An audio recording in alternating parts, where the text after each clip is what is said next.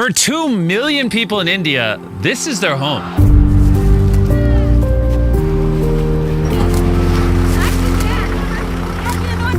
This is one of many dump sites throughout the country, where people have to scour through literal mountains of trash, which often contain sharp objects, toxic waste, and causes many diseases that are often fatal, only to make $3 a day. And because it is the country with the highest global population, India generates 1.3 billion pounds of trash every year.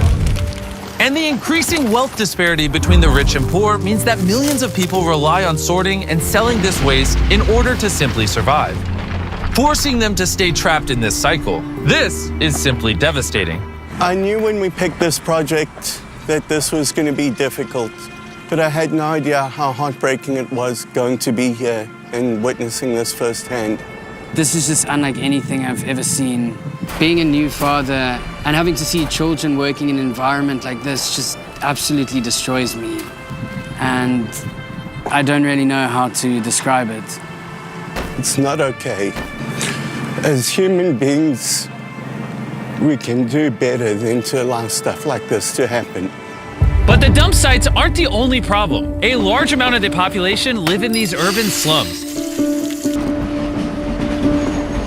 The poverty and the living conditions here are extremely harsh. People have been forced to build their houses right next to a railway track. We just met a woman, Baharjan, that lost her legs because she got hit by a train on a misty winter morning.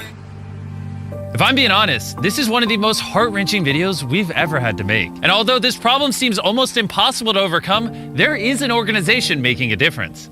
Meet Shafkat.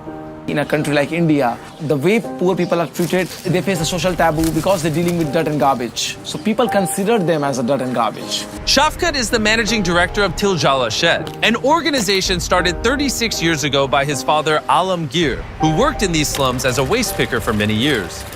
But he was one of the first and very few people who could read and write in the community. He became a school teacher and quickly realized how many opportunities opened up for him with literacy. And so in 1987, he made it his mission to put every vulnerable child in a classroom. Any human being, they have their birthrights to get right to work, right to food, right to education. Poverty has no time. They are struggling each and every day. Because they did not have education, young students going to crime. We have to bring those opportunities at the doorstep for these children. One of these children is Akbar, a boy born into a society of waste. Growing up, he had no choice but to scavenge trash alongside his family, just to earn enough money to live. That meant a life with no education, no security, and most sad of all, no prospects for a brighter future. 6 months ago, roughly, his father passed away, and that created a lot of pressure on the family. Now his mother is on her own, and it is very, very difficult for the entire family now with all those children. Akbar didn't choose this life of child labor, of poverty, of pressure no child should ever have to endure.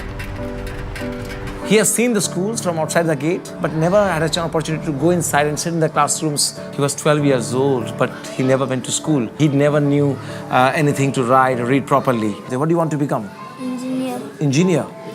He says, I have seen a lot of things on the roads. People, car breaking down, people asking for help. Nobody comes for help. So I want to help these people. Yet, despite his circumstances, he never gave up on his dream of getting an education. So Shafkat took Akbar off the streets and enrolled him into school. And in only 2 years, he's already caught up to the 8th grade, exactly where he should be. It's my hopes and dreams for him that he can now get an education, he can go to university, and he can become an engineer like he's always dreamed of. To make sure that you have every opportunity, we're going to give your family some money so that you can buy food and you don't have to worry. If you promise me that you're going to study hard, I'm going to pay for you to go to school and I'm going to pay for you to go and get your engineering degree, okay? Promise?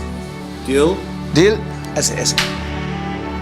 But Akbar is only one of the tens of thousands of children that Til Jala Shed has taken out of the waste dumps and given an education, safe home, and financial aid. And Darren was about to meet all the kids at the school for the first time. I can't wait for you to experience that joy when the kids come running through that door, because I can't put that into words.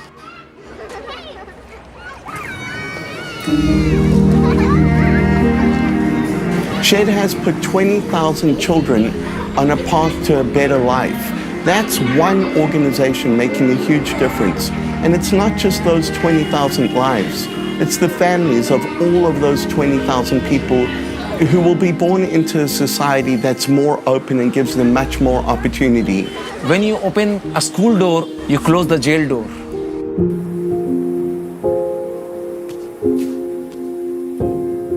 Education is the only way ahead, is the only way forward, which can only transform the society. In addition to the education that Tijala Shed is providing, they offer multiple extracurricular activities so that the kids can discover their passions. They have artistic talent hidden, so always we try to explore their talent. We have included sports, we have included taekwondo classes, we have included computer learning, guitar classes, piano classes, and a lot more.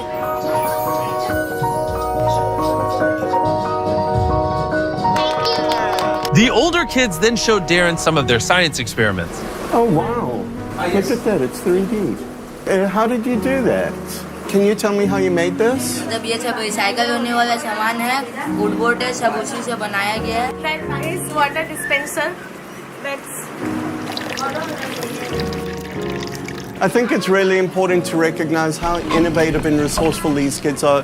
They have so little to work with, and yet they are putting the materials that are at their disposal over here to build these experiments and educate themselves and learn. There is so much potential that is untapped in these kids that don't even get a chance at an education. Despite the tremendous impact Tijala Shed is making in their community, the problem is too large to solve alone. There is so much need in the community and so much struggle. We need to expand our operations. So there is always very difficulty for organizations like us to mobilize resources. And to ensure that we can make a long-lasting stamp on this problem in India, we have decided to fund the entire program at Tijala Shed for an entire year to help them expand to more areas in Kolkata and eventually throughout India. Because of each and every one of you, your viewership has helped get the support for this philanthropy, and we as a recipient can tell you we have received the support and the commitment from this philanthropy. Thanks so much for your blessings. But we have one more surprise. Shafkat told us that a lot of the kids were interested in computer learning, but the local library doesn't have enough computers to facilitate all the children. So we decided to help. We also wanted to do a little more, so we bought you some computers. There are hard days, there are challenges, but this is the job of the social activists to find the strategies, to find the ways to overcome them. That whatever difficulties and challenges come, that will be removed. But we're not done just yet. Earlier at the dump, Shafka introduced Darren to Moesh and Adir, two brothers who had been working as trash pickers since they were 13 years old.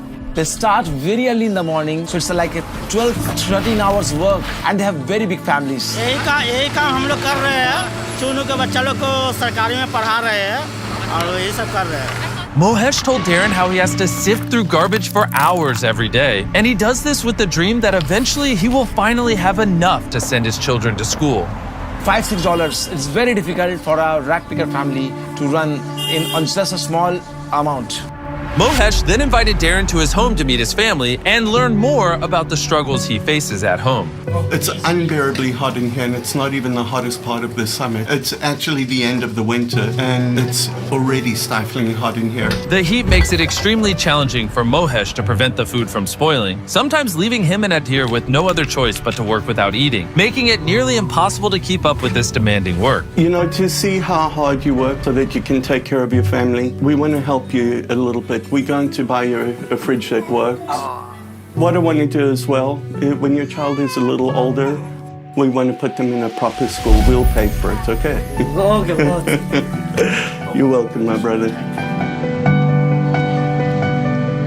When Bees Philanthropy first started taking donations, we had not done a single international project, nor had we ever announced that we'd be doing any. But in the first week, the country that made the most donations to Bees Philanthropy was from India. This demonstrates the extraordinary kindness and generosity of the Indian people. And ever since then, it's been a high priority for me to come here with Beast Philanthropy and reciprocate the extraordinary generosity that they have shown to us. I want to give a massive shout out to the Smith Brother Family Foundation. When Darren found out that many of the kids in the program don't eat every day, he reached out to some old friends of his and they made a very generous contribution that will help us feed over 80 families for 2 years. Thank you guys for being awesome.